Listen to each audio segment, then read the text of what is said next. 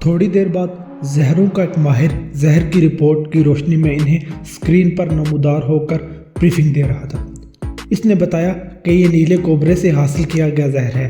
اس زہر کی تباہ کن صلاحیت یہ تھی کہ اسے عام ملنے والی دوائی پائیڈین کے ساتھ ایک خاص تناسب سے ملایا جائے تو اس کا اثر 100 گنا بڑھ جاتا ہے۔ اس کے بعد اس کی معمولی سی مقدار بھی ایک صحت مند انسان کو منٹوں میں موت کے منہ میں دھکیل سکتی ہے۔ یہ زہر انسانوں کے پٹھوں پر حملہ آور ہوتا تھا اور انہیں توڑ پھوڑ کر رکھ دیتا تھا۔ دل کے پٹھے بھی اس سے متاثر ہوتے ہیں۔ انسان بے حد تکلیف کے عالم میں تڑپ تڑپ کر جان دے دیتا ہے۔ شہزل نے ماہر سے پوچھا، الگور والے کیس میں کیا پائیڈین کے ساتھ مکس زہر استعمال ہوا ہے؟ بالکل، میں 100% یقین سے اس بات کی تصدیق کر سکتا ہوں، لائڈ نے کہا۔ نیلا کوبرا میں نے پہلی دفعہ سنا ہے، کچھ اس کے بارے میں بتاؤ۔ ماہر نے کہا، یہ کوبرا کی معدوم ہوتی ہوئی قسم ہے۔ یہ دنیا میں چند ہی جگہوں پر پایا جاتا ہے۔ اتفاق سے یہ ہمارے ملک میں بھی پایا جاتا ہے۔ یہ جان کر وہ تینوں چونک گئے۔ کرنل بالڈون نے بے صبری سے پوچھا، ہمارے ملک میں کہاں پایا جاتا ہے؟ ماہر نے کہا، تل ابیب کے پاس وادی ٹیلے کبھی ان کا مسکن ہوا کرتے تھے، مگر وہاں شجرکاری کے بعد یہ تیزی سے ختم ہو گئے ہیں۔ اگر کہیں ملے بھی تو وہیں ملیں گے۔ تینوں نے ایک دوسرے کی طرف دیکھا۔ تینوں کے ذہن میں بیک وقت آیا کہ عین ممکن ہے قاتل نے نیلے کوبرا کا زہر براہ راست نیلے کوبرے سے ہی حاصل کیا ہو، اور پائیڈین تو عام دستیاب تھی۔ کرنل بالڈون کے ذہن میں ایک خدشے نے سر اٹھایا تو اس نے ماہر سے پوچھا، اس زہر کا تریاق کون سا ہے؟ ماہر نے جواب دیا، نیلے کوبرے کا زہر کا تریاق ہے، مگر جب یہ زہر خاص تناسب کے بعد پائیڈین سے ملتا ہے تو ناقابل شکست ہو جاتا ہے۔ فی الوقت اس کا کوئی تریاق دریافت نہیں ہوا۔ چند اور سوالوں کے بعد ماہر کو رخصت کر دیا گیا۔ اس دوران میں لنڈا نے ایک اور رپورٹ پیش کر دی جو سامنے اسکرین پر نمایاں ہوگی۔ الگور کے قتل سے پہلے اور بعد میں اس سارے علاقے میں ہونے والی کاز کا ریکارڈ تھا۔ ماہرین کی ایک ٹیم نے برق رفتاری سے ان کاز کا تجزیہ کیا تھا۔ ان کی رپورٹ مایوس کن تھی۔ اس عرصے میں کوئی ایک بھی ایسی کال نہیں تھی جو شکوک کے زمرے میں آتی ہو۔ کرنل بالڈون میز پر انگلیاں چلاتے ہوئے پرسوچ انداز میں بولا، مجھے لگتا ہے قاتل ہم سے ایک قدم آگے ہی ہے۔ اس نے الگور پر مضبوط ہاتھ ڈالا ہے۔ ایسے زہر سے وار جس کا کوئی توڑ نہیں۔ زہر بھی ایسے طریقے سے حاصل کیا گیا ہے جس کی کھوج میں ابھی سے آگے بند گلی نظر آ رہی ہے، اور یقیناً وہ اکیلا ہی ہے۔ اس کے ساتھ کوئی اور ہوتا تو وہ ضرور پہلے یا بعد میں سے کال کرتا۔ ہمارے ماہرین ڈکی چھپی گفتگو کو بھی لازمی بانپ لیتے ہیں۔ میرا خیال ہے وہ ہمارے طریقہ کار سے بخوبی واقف ہے۔ لائٹ بولا، فکر نہ کرو، وہ تمام تر مہارت کے باوجود جلدی سامنے آنے والا ہے۔ فوٹیج سے ضرور کوئی نہ کوئی کلو ملے گا۔ کرنل بالڈون نے کرسی کی بیک سے پشت ٹکائی، تم دونوں اب کیا کرنا چاہ رہے ہو؟ آنکھوں ہی آنکھوں میں شہزل سے پہلے بولنے کی اجازت لے کر لائڈ نے کہا، فوٹیج سے اگر کچھ نہیں ملتا تو میں یروشلم جاؤں گا، الگور کی خانگی اور پیشہ ور زندگی کی چھان بین کروں گا۔ مجھے یقین ہے الگور کے قاتل کو گھسیٹ کر لے آؤں گا۔ دھیمی سی مسکراہٹ کے بعد بالڈون شہزل کی طرف متوجہ ہوا۔ شہزل بولی، فوٹیج کے بعد میں وادی ٹیلوں کا رخ کروں گی۔ اس کے علاوہ الگور کے حالیہ مشنز کی روشنی میں دشمن ملک کا تعین کروں گی۔ ضرور آگے بڑھنے کا کوئی نہ کوئی راستہ مل جائے گا۔ لائٹ کی آنکھوں میں تمسر چمکا۔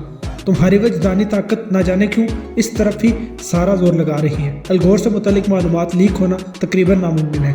اگر ایسا ہے تو ہمارے پورے سسٹم پر سوالیہ نشان لگ جائے گا۔ پوری دنیا میں دشمنوں سے برسر پیکار ہمارے سیکرٹ ایجنٹس سے دشمنوں کے لیے کڑکتی بجلی جیسے ہمارے ایلیٹ کمانڈوز کی سلامتی داؤ پر لگ جائے گی۔ شہزل کی خوبصورت پیشانی پر بل پڑ گیا۔ تو کیا ہم لوگ اس پہلو سے نظریں چرا کر الگور کے قاتل کو صرف اپنی صفوں میں تلاش کرتے رہیں؟ لائٹ کو یہ انداز برا لگا۔ اس کے چہرے پر سرخی دوڑ گئی۔ اس نے بولنے کے لیے منہ کھولا تو بالڈون نے اسے ہاتھ کے اشارے سے روک دیا۔ آپس میں لڑنے سے بہتر ہے اس کے بارے میں ہیڈ کوارٹر سے رائے لے لیتے ہیں کہ کہیں الگور سے متعلق معلومات چوری تو نہیں ہوئی، اور ساتھ ہی اس کی فائل بھی منگوا لیتے ہیں۔ چائے کے وقفے کے دوران ہیڈ کوارٹر سے مطلوبہ معلومات آ گئی۔ یہ معلومات حاصل چونکا دینے والی تھی۔ معلومات چوری تو نہیں ہوئی تھی، مگر 1 ماہ پہلے اس کی کوشش ضرور کی گئی تھی۔ اس کوشش کو لے کر موساد ہیکرز کے ایک 3 رکنی روسی گروپ کے تعاقب میں تھی۔ الگور کی فائل خاصی حساس تھی۔ اس کا تعلق ایلیٹ کلاس کے کمانڈو سے تھا۔ الگور سمیت ایک 4 رکنی گروپ نے حال ہی میں ایران کے اندر گھس کر ایک ایرانی ایٹمی سائنسدان کو نشانہ بنایا تھا۔ شہزل نے بے چینی سے پہلو بدلتے ہوئے کہا، کرنل فوراً ہیڈ کوارٹر کو کہو ایران میں کارروائی کرنے والے باقی 3 کمانڈو کی حفاظت کا ہاتھ رہا انتظام کرے، اور ان تینوں کو بھی فوراً چوکنا کرنے کا انتظام کرو۔ بالڈون کے ساتھ ساتھ لائٹ کا چہرہ بھی ایک لمحے کے لیے دھواں ہو گیا۔ بالڈون نے گہرا سانس لیتے ہوئے کہا، اتنی سنسنی پھیلانے کی ضرورت نہیں ہے۔ ایسے کسی تھریٹ کی جواب دہی مجھے ہی کرنی ہوگی۔ تم اپنے کام پر توجہ دو۔ کوئی کلو ہاتھ آئے گا تو ہی میں ہیڈ کوارٹر سے بات کروں گا، نہیں تو ہمارا ڈیسک مذاق کا نشانہ بنے گا۔ لائٹ اپنے انچارج سے 100% متفق تھا، جبکہ شہزل بے بسی کے ساتھ ہونٹ کاٹنے لگی۔ اینی یونیورسٹی کے لیے جا چکی تھی۔ ایلفس اپارٹمنٹ میں اکیلا تھا۔ وہ ایک دفعہ پھر اسمال انڈسٹری ایریا کی طرف نکل کھڑا ہوا۔ اپنے گردوں پہ سے وہ پوری طرح چوکنا تھا۔ اس نے دور ہی سے دیکھ لیا کہ 15 نمبر کوڑے دان کو ایک آوارہ گرد کنگالنے میں مصروف تھا۔ کوڑا دان پر چاک کا مخصوص نشان دیکھتے ہی وہ سیدھا نکلتا چلا گیا۔ اس کے لیے آج کوڑا دان خالی تھا۔ اسے ایک دن چھوڑ کر آنے کا کہا گیا تھا۔ واپسی پر اس نے کچھ خریداری کی، پھر اپارٹمنٹ میں آ کر کھانا پکانے میں مصروف ہو گیا۔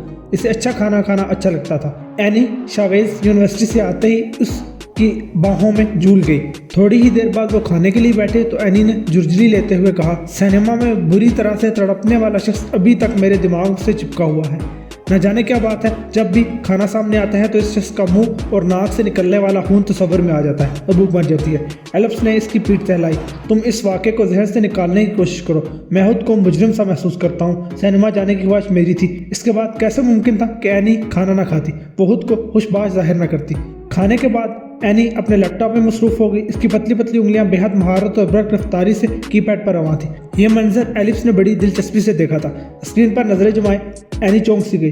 اس کے چہرے کا رخ بدلا اور انگلیوں کی رفتار بھی مدھم پڑ گئی۔ تھوڑی دیر بعد اس نے لیپ ٹاپ بند کیا اور دھیمی سی آواز میں بولی، مجھے اپنے چند کلاس فیلوز کے ساتھ مشترکہ اسائنمنٹ تیار کرنے کے لیے جانا ہوگا۔ تو پھر چلی جاؤ، اس میں کیا بات ہے؟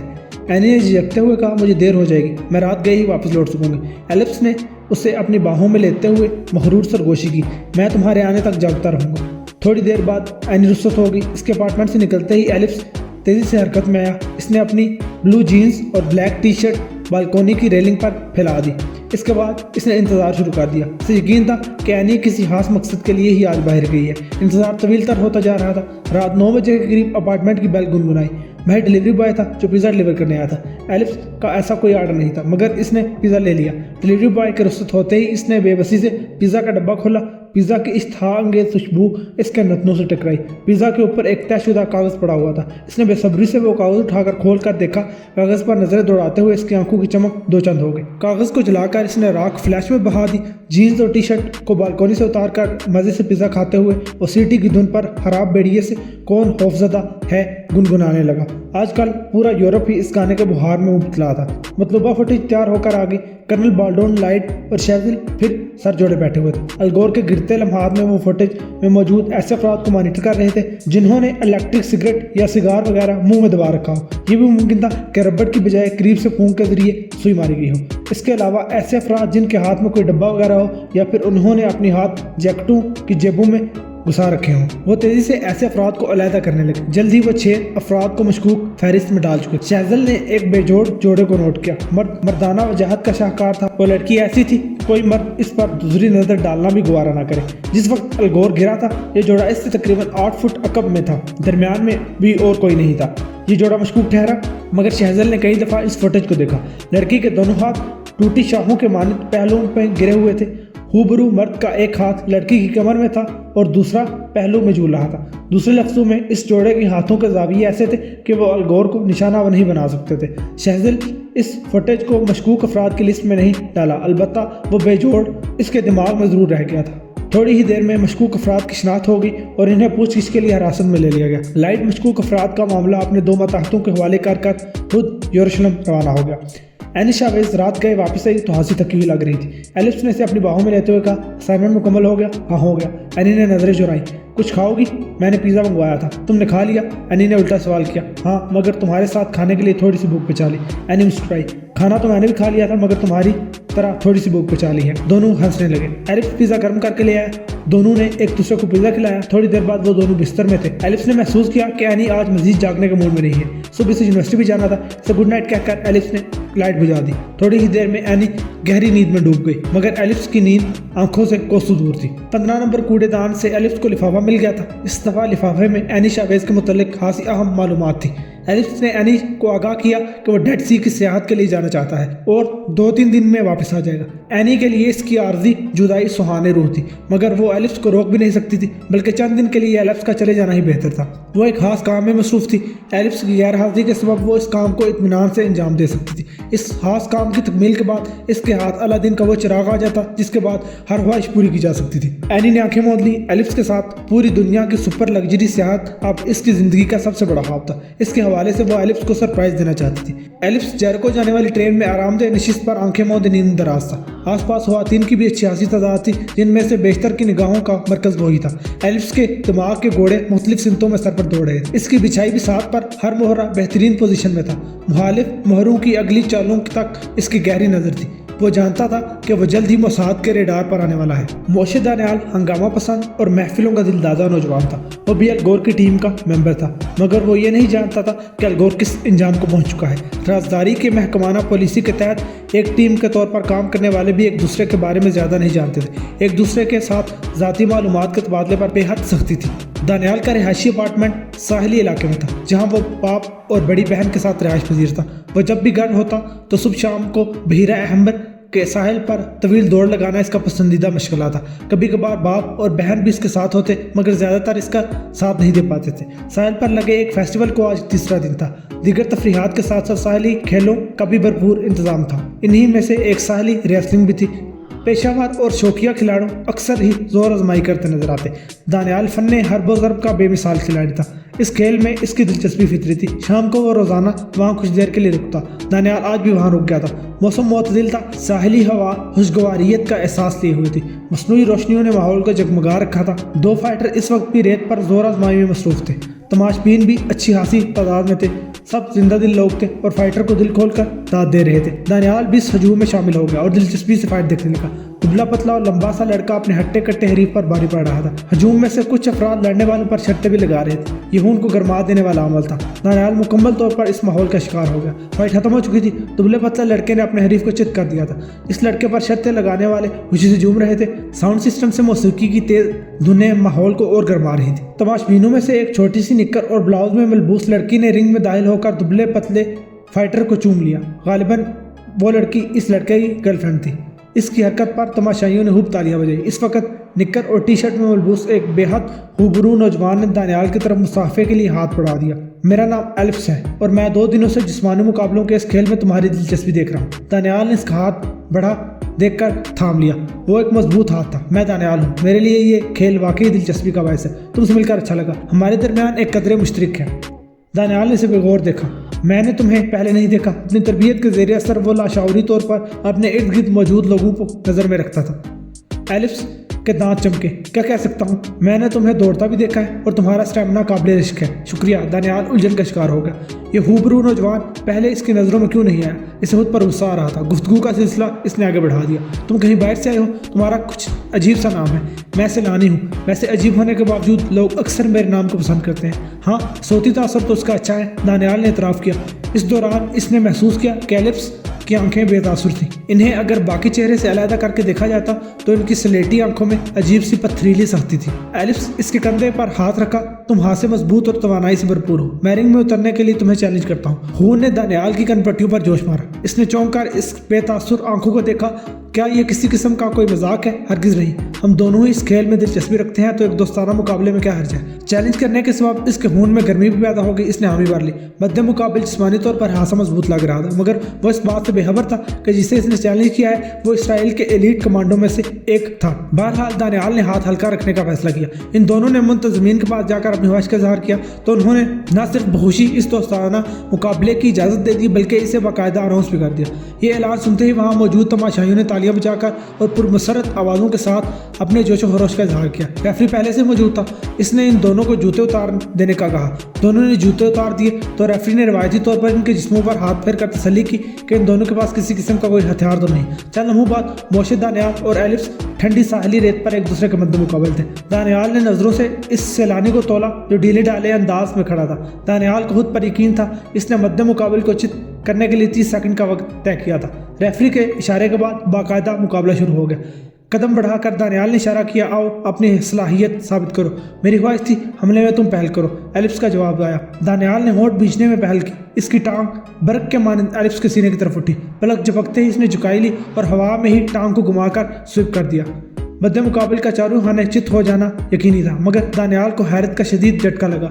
एलिप्स ने ना सिर्फ दाव को बांप लिया बल्कि हवा में उछलकर खुद को स्वीप होने से भी बचा लिया और इसके सर के ऊपर से निकल गया। एलिप्स को निगाहों में ओझल होता देखकर दानियाल तेजी से मुड़ा, मगर ताहिर हो गई। एलिप्स का पांव उसके सीने से टकराया और वो लड़खड़ा गया। शानदार दाव तोड़ और जवाबी वार ने शायकीन को मबहूत कर दिया।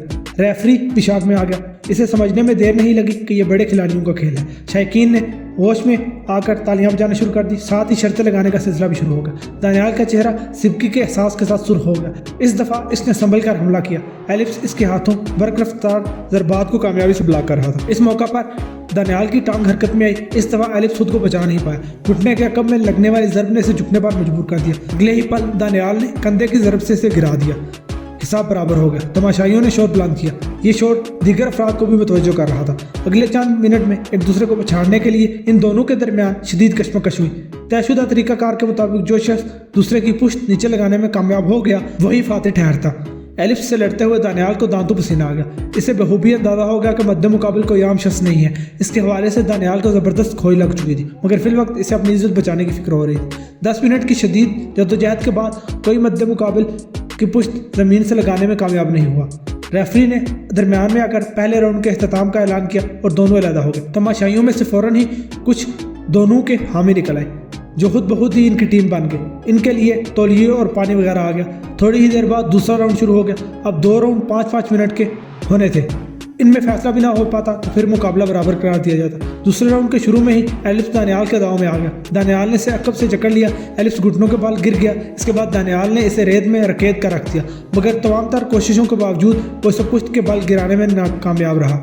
दानियाल के हामियों ने आसमान सर पर उठा लिया। फतह नज़दीक थी। वो यक आवाज़ होकर दानियाल की हिम्मत बंधा रहे थे। दानियाल का स्टेमिना कमाल का था। इससे हरीफ की सच जानी का बखूबी अंदाज़ा हो गया था। अब वो हरीफ को थकाने की कोशिश में था, मगर हरीफ भी ना जाने किस मिट्टी का बना हुआ था। रेत में रकेदने जाने के बावजूद इसकी थकन के मामूली से भी असरात इस पर नमूदार नहीं हुए थे। राउंड के अख्ताम के करीब दानियाल ने झंझलाकर एलिप्स की गर्दन के नीचे घुटने की ज़रब लगाई। यह ज़रब अच्छे भले बंदे को हिला देने के लिए काफ़ी थी। एक लहजे के लिए एलिप्स के हाथ पांव ढीले पड़ गए। इस फाउल प्ले पर एलिप्स के हामियों ने शोर मचा दिया। दानियाल ने एलिप्स को पकड़ने की कोशिश की, मगर आखिरी लम्हे में एलिप्स संभल गया। साथ ही राउंड खत्म हो गया। इन्हें अलहदा करते हुए रेफरी ने फाउल प्ले पर दानियाल को सख्त तंबीह की। एलिप्स ने गर्दन को सहलाते हुए नाराज नजरों से दानियाल को देखा तो दानियाल ने माजरत कर ली। तौलिए से रेत वगैरह झाड़कर एलिप्स ने पानी के 2 घूंट लिए। दानियाल ने चोर नजरों से इसकी तरफ देखा। इसके तनफ्फुस की रफ्तार नॉर्मल थी। दानियाल को एहसास हुआ कि इसे सही मानों में मध्य मुकाबल आज पहली दफ़ा मिला। तीसरा राउंड शुरू हुआ तो एलिप्स औकाब के मानिंद झपटा। इसकी ज़रबात ने दानियाल को बौखला दिया, मगर इसका दिफा नाकाबिले तस्वीर रहा। इन ज़रबात को इसने कामयाबी से ब्लॉक किया। वक्त तेज़ी से बीत रहा था। तमाशाइयों में कदरे मायूसी नुमाया थी। इस फाइट का अख्ताम बराबरी की तरफ जा रहा था। दानियाल पर झंझलाहट सवार थी। वो हर सूरत मध्य मुकाबल को चित कर देना चाहता था। राउंड के आखिरी मिनट में इसने दिफा को छोड़कर मुकम्मल जारहाना अंदाज अपना लिया। वो मुसलसल एलिप्स की गर्दन की ताक में था। गर्दन को जकड़कर वो आसानी से इस एलिप्स को गिरा सकता था। एलिप्स ने जैसे ही इस बात को महसूस किया, इसने फौरन ही जाल बुन दिया। झंझलाहट के सबब दानियाल के सोचने की सलाहियत मादूम हो रही थी। पेट में एक ज़रब खाने के बाद जैसे ही एलिप्स झुका, इसकी गर्दन नंगी हो गई। दानियाल ने बर्फ के मानिंद झपट कर उसकी गर्दन पकड़ ली। गर्दन को जकड़ने से पहले ही वो एलिप्स के जाल में फंस चुका था। अपने दिमाग को नज़रअंदाज करना इसे महंगा पड़ गया था। झुके झुके एलिप्स ने पैंतरा बदला था। अपनी जोंक में जैसे ही दानियाल इसकी रेंज में आया, एलिप्स लट्टू के मानद घुमा और दानियाल को इसकी कमर से थाम कर इसने हवा में घुमाया और अगले ही लम्हे दानियाल रेत पर चारों खाने चित पड़ा हुआ था। दानियाल ने सिर्फ ज़मीन और आसमान को अपनी जगह बदलते हुए महसूस किया। इसके बाद इसे महसूस नहीं हुआ कि अनहोनी हो गई है।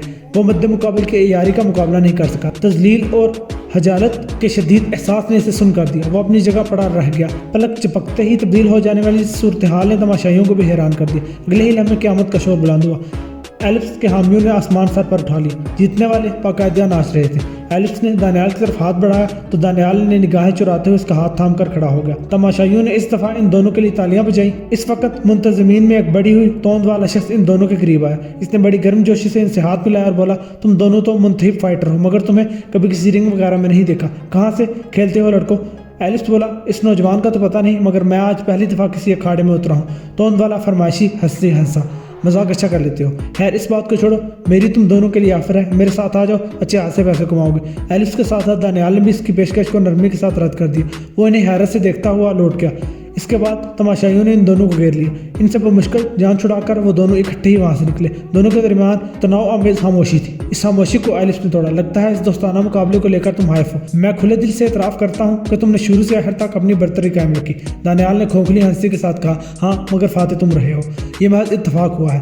مجھے بہلانے کی کوشش نہ کرو، تم خود کو چھپا رہے ہو۔ مجھے یقین ہے کہ تم کوئی بہت حاصل ہنسا ہو۔ اس دفعہ ایلپس ہنسا، تمہارے اس گمان نے میرا سینہ چوڑا کر دیا ہے۔ میرے بارے میں مزید کچھ خیال آرائی کرو تو مجھے اچھا لگے گا۔ باتیں کرتے ہوئے وہ دونوں فیسٹیول سے باہر نکل آئے تھے اور ساحل کے ایک ویران حصے میں پہنچ چکے تھے جہاں ملگجا سا اندھیرا تھا۔ تم اپنے بارے میں خود ہی بتا دو تو زیادہ مناسب ہے۔ میں شدید تجسس کا شکار ہو گیا ہوں کہ تم نے بطور خاص مجھے مقابلے کی دعوت کیوں دی۔ ایلپس کے لہجے نے رنگ بدلا۔ تم خود کو ناقابل تصویر جو سمجھ بیٹھے تھے۔ دانیال اس طرح اچھلا جیسے اسے بچھو نے کاٹ لیا ہو۔ خطرے کا الارم بجا مگر سنبھلنے سے پہلے اسے بازو پر تیز چبھن کا احساس ہوا۔ وہ برق رفتاری سے ایلپس پر جپٹا مگر چہرے پر لگنے والی زوردار ضرب کے سبب الٹ کر گرا اور دوبارہ سے اٹھنے کا یارہ نہیں رہا۔ پورا وجود جیسے فولاد پگھلانے والی بٹی میں جا گرا ہو۔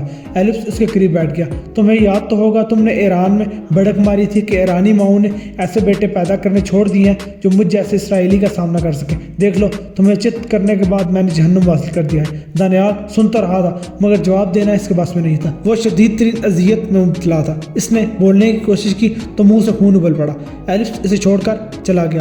ساحلی پٹی پر ایک بند اسٹیشن ویگن اس کی منتظر تھے۔ ویگن میں اس نے اپنا حلیہ بدلنا شروع کر دیا۔